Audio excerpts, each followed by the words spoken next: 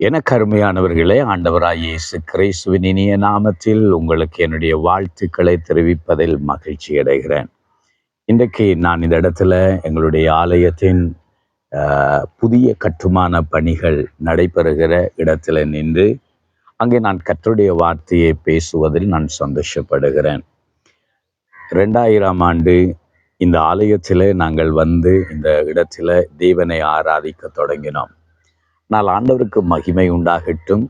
நீ வலது புறத்திலும் இடது புறத்திலும் இடங்கொள்ளாமல் போகுமட்டும் பெருகுவாய் என்ற அந்த வார்த்தையின்படி தேவன் நம்முடைய ஊழியத்தில் கூடவே இருந்து இந்த ஆலயத்தை நாங்கள் 4வது முறையாகவும் அங்கே விரிவுபடுத்தத்தக்கதாக தேவன் எங்களுக்கு கிருபை பாராட்டி இருக்கிறதற்காக நான் ஆண்டவரை ஸ்தோத்தரிக்கிறேன். இன்றைக்கு இந்த இடத்துல இந்த ஊழியத்தை நாங்கள் பார்க்கிற போது கடந்த காலத்தை நான் திரும்பி பார்க்கிறேன்.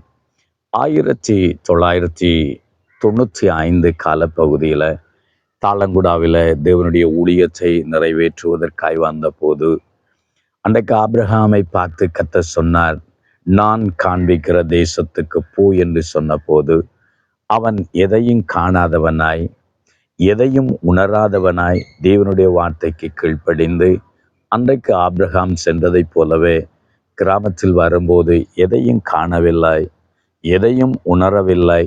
ஆனால் ஆண்டவர் சொல்லுகிறார் என்ற வார்த்தையை மாத்திரம் அறிந்தவனாய் விசுவாசித்தவனாய் கிராமத்துக்கு வந்து தேவனுடைய பணியை ஒரு சின்ன வீட்டில் ஆரம்பிக்கிற போது அந்த வீட்டில் மலசல கூட டாய்லெட் கூட இருக்கவில்லை, நல்ல ஒரு குடிநீர் இருக்கவில்லை, மின்சாரம் இருக்கவில்லை. ஒரு குப்பி விளக்கினில் அங்கே இந்த ஊழியத்தை முதலாவது நாங்கள் ஆரம்பித்த காலப்பகுதிகள். ஆண்டவர் சொன்னார் என்று சொல்லி நாம் வந்த போதிலும் நம்முடைய ஊழியத்தில் எந்த அறுவடையும் அசைவையும் மாற்றத்தையும் காணாத போது 1998 காலப்பகுதியில் ஒரு நாள் உள்ளம் உடைந்தவனாக தெய்வ சமூகத்தில் நான் உட்கார்ந்து அழுது கொண்டிருந்த காலம். அதை நினைத்து பார்க்கிறேன். அந்த நாட்கள் ஒரு ஞாயிறு தினம் ஒரு குழுவோடு சேர்ந்து நாங்கள் தேவனை ஆராதித்து கொண்டிருந்த காலப்பகுதியில் கிட்டத்தட்ட ஒரு 12-15 பேர் ஆராதனைக்கு வருவார்கள். ஆனால் அந்த ஆராதனையில் அரைவாசி பேர் இல்லாததுனால 7-8 பேரோடு தான் ஆராதனை நடத்த வேண்டிய ஒரு சூழ்நிலை வந்தபோது என்ன உள்ளம் உடைந்தது. அன்று இந்த 7-8 பேருக்காகத்தான் நான் இங்கே ஊழியம் செய்கிறேன்னா, இவர்களுக்குத்தானா நான் பிரசங்கிக்க வேண்டும்? பரலோகத்துக்கு போகிறவர்கள் இத்தனை பேர் தானா? நரகத்தை நோக்கி ஆயிரங்கள் போகும்போது ஆண்டவரே, ஏன் இந்த ஜனங்கள் இன்னும் ஆண்டவரை அறியாமல் வாழ்கிறார்கள் என்ற ஒரு பாரத்தோடு துடிப்போடு அன்றைக்கு ஆராதனை ஒரு அழுகையாக ஒரு வேதனையான ஒரு சூழ்நிலையோடு முடிந்த போதிலும் வழமையாகவே நான் சனிக்கிழமை உபவாசம்தான், ஞாயிறு ஆராதனை முடித்து சாப்பிடுவது வழக்கம். ஆனால் அன்றைக்கு சாப்பிட எனக்கு மனதில்லை. அன்றைக்கு முழுக்க அழுதோம், அந்த ராத்திரி முழுக்க அழுதோம். அடுத்த நாள் திங்கட்கிழமை அழுது கொண்டிருக்கிறேன், சாப்பிடவில்லை. நான் உபவாசம் என்று சொல்ல வரவில்லை, சாப்பிட மனதில்லை. ஆகவே தேவனோடு பெருமூச்சு விட்டு அழுது அடுத்த நாள் திங்கட்கிழமை முழுவதும் நான் அழுது கொண்டிருக்கிற போது கிட்டத்தட்ட ஒரு 11-11:30 மணி போல தேவனுடைய வார்த்தை என்னை நோக்கி வந்ததை நான் உணர்ந்தேன். அந்த வார்த்தையை என்னோடு தேவன் பேசுகிறதை நான் உணர்ந்தேன். அதுதான் இன்றைக்கு எங்கள் ஊழியத்தில் நான் காண்கிற ஒரு அறுவடையாக அசைவாக மாற்றத்தை பார்க்கிறேன். ஏசாயாவின் புஸ்தகம் 49வது அதிகாரம். ஆண்டவர் என்னை பார்த்து சொன்னார், உன் கண்களை நீ ஏறெடுத்து பார், அவர்கள் எல்லாரும் ஏகமாய் உன்னிடத்தில் வருகிறார்கள் என்று சொன்னார்.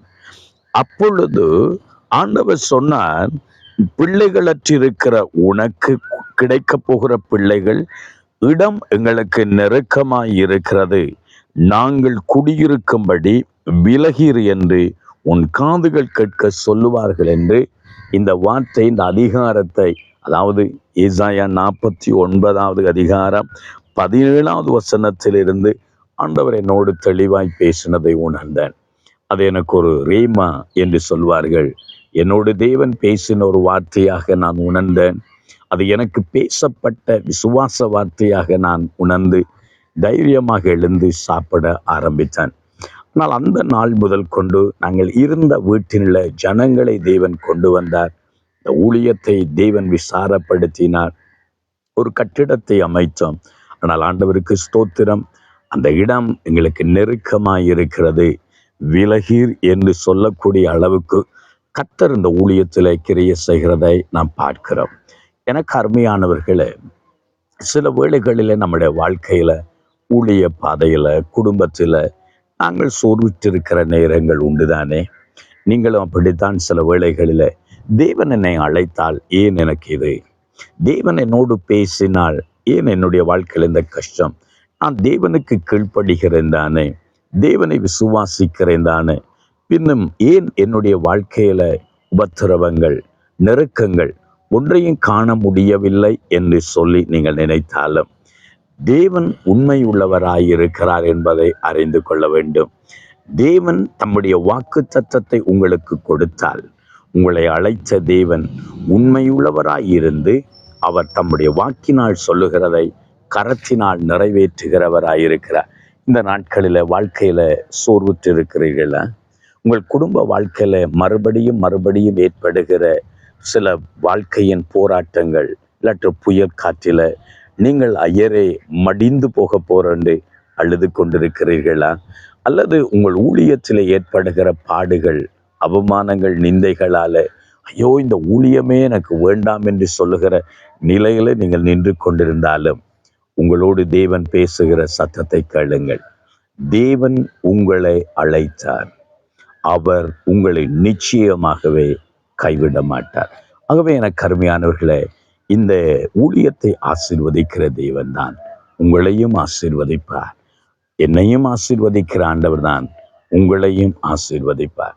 ஆகவே இந்த இடத்துல நீங்கள் சோர்ந்து போயிருந்தால் தைரியம் கொள்ளுங்கள். தேவனுடைய வாக்கு சத்தத்தை விசுவாசியுங்கள். ஆண்டவர் உங்களோடு கூடந்து உங்களை ஆசீர்வதிப்பார். ஜெபம் பண்ணுவோமா?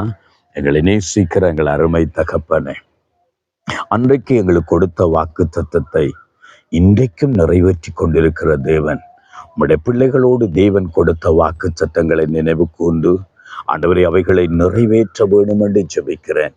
யார் யார் ஆண்டவரை வாழ்க்கையில சோர்வுற்றவர்களாய், குடும்பத்தில தொய்ந்து போனவர்களாய், ஊழிய வாழ்க்கையில உடைந்து போனவர்களாய் இருக்கிறார்களோ, இன்றைக்கு அந்த வார்த்தை அவர்களை தைரியப்படுத்தி பலப்படுத்தி ஆசீர்வதிக்கட்டும். உம்முடைய அன்பு கரத்துக்குள் உம்முடைய பிள்ளைகளை ஒப்பு கொடுத்து ஆண்டவர் இயேசுவின் நாமத்தினால் உம்முடைய பிள்ளைகளை நாங்கள் ஆசீர்வதித்து ஜெபிக்கிறோம் நல்ல பிதாவே. ஆமென், ஆமென். பலம் கொண்டு திடமனதாயிருங்கள். கர்த்தர் உங்களோடு இருந்து உங்களை நடத்துவார். God bless you.